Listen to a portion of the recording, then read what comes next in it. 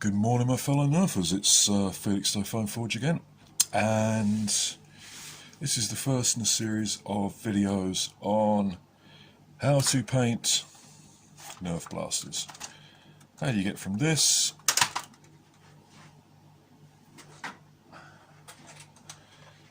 to this? It's a long process, so there's going to be a couple of parts to this video. And we're going to look at a rapid strike, because once I've got all the painting done I can do a tutorial on how I do rapid strikes. So first things first, what do you need? You need your blaster, and you need to strip out absolutely everything.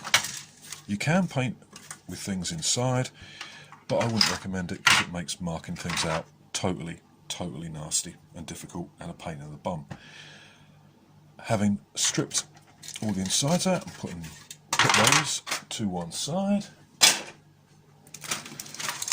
like that. You don't need that for the moment. There, we got some space.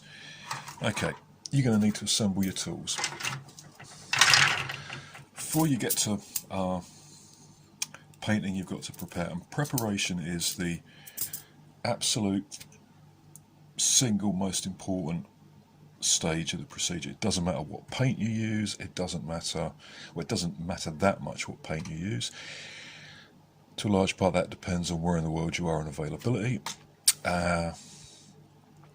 Preparation. So the first thing you're going to need is your blaster. Then you're going to need to strip all of this off. Because of the nature of this build, this is going to be a M41 pulse rifle look-alike from Aliens 2. All the logos have got to come off. All the digital camouflage has got to come off. I am so looking forward to doing that. Most of the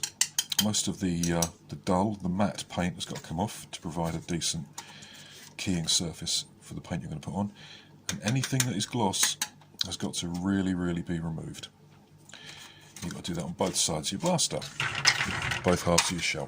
So we're going to do that. Then we're going to put in any shell work that needs to be done. Because this is going to be a pulse rifle and they had a little ammo counter somewhere down here, that's where I'm going to put the voltmeter. Otherwise, nothing needs to be done there. So you're going to need some tools to do this. For painting, although we're not getting to that yet, you're going to need some masking tape. I really like this stuff. Don't buy cheap masking tape. It's a recipe for pain, suffering and upset. Get professional quality. You know, I was told about this by a guy I was doing some work for in the decorating trade. He said this stuff is great, and it is. I use that for the big areas, difficult areas.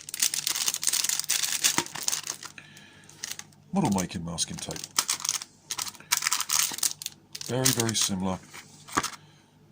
Doesn't bleed through. It's really good stuff. Get yourself some of that. Next, you're going to need some sandpaper to get the big, horrible gloss areas which will not take paint very well. You'll get a horrible bubble finish. We've got some 60 grit. That's really good for taking that off and smoothing down all the digital camouflage, but it will make a mess of the surface. So what you're going to do is you're going to start with something like 60 or 80 grit. And you're going to move down. There's some more 60. And we've got some, that's 240, we don't want this. Then next I'll probably go over with some 150. Then some 240. And then a final finish, P800. Really fine grit. You can hardly feel anything on there. Smooth as a baby's bum. For difficult areas, needle files are quite useful, and you can take these off with files. A rotary tool with a sanding bit is really handy to get those off. Sort of like this.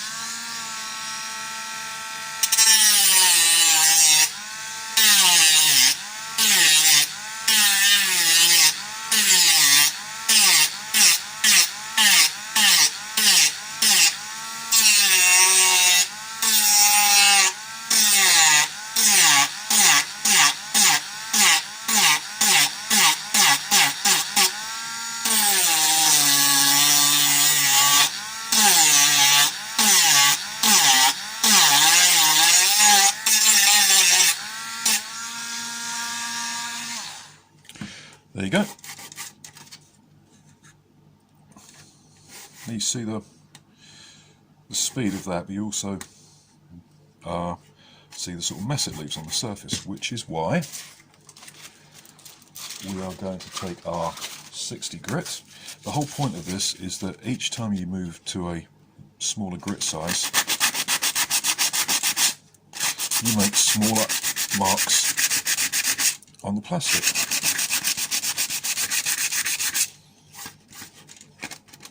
See, that's a lot smoother already. And then if we go to some 150, like this, and if you can see that, but that's immediately smoother.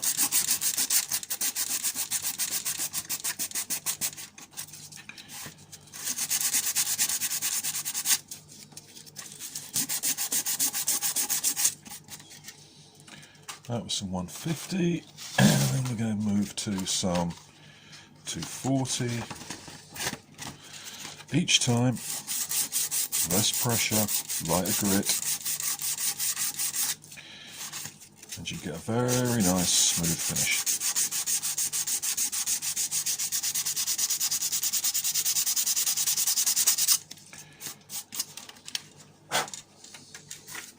There. And finally, very light going over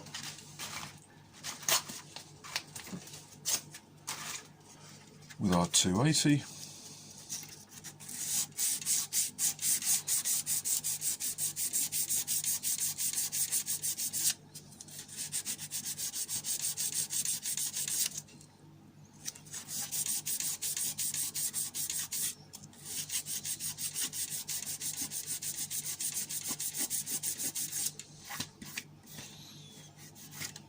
And that is really smooth. There's a couple of little bits in there that I've got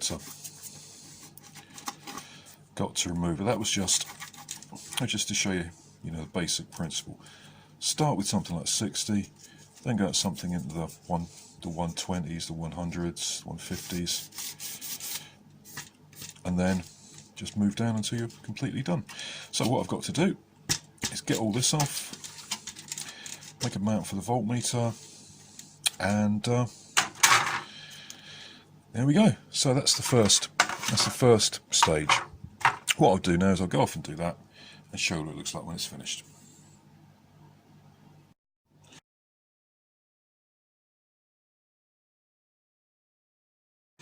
Okay, there we go. That's pretty much finished. A few little bits here where the logo was that got to be finished off. I couldn't get all of the orange gloss out, but I've got most of it off, and where it isn't, it is definitely not gloss anymore, so the paint should stick on that. The grey,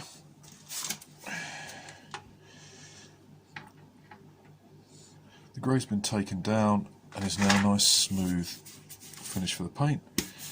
All the digital camo is off, as you can see, and it's ready to go. That was about an hour and a half's work. I've just got to wash all the dust off now, and then I've got to do that one, and then we're pretty much ready to paint. But it's a horrible, foul, wet, cold day, so I can't do that today. And to do that, I finished off with 800 grit. Before that, I used 240 grit, 150 before that, 100 before that, and 60 before that. And it took about an hour and a half.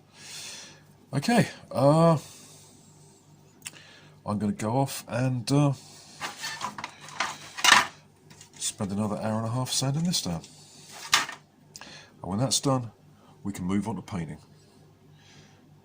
That is the end of the first episode on how to paint Nerf blasters, so I'll see you in a bit and we can move on to the interesting stuff. Thank you very much.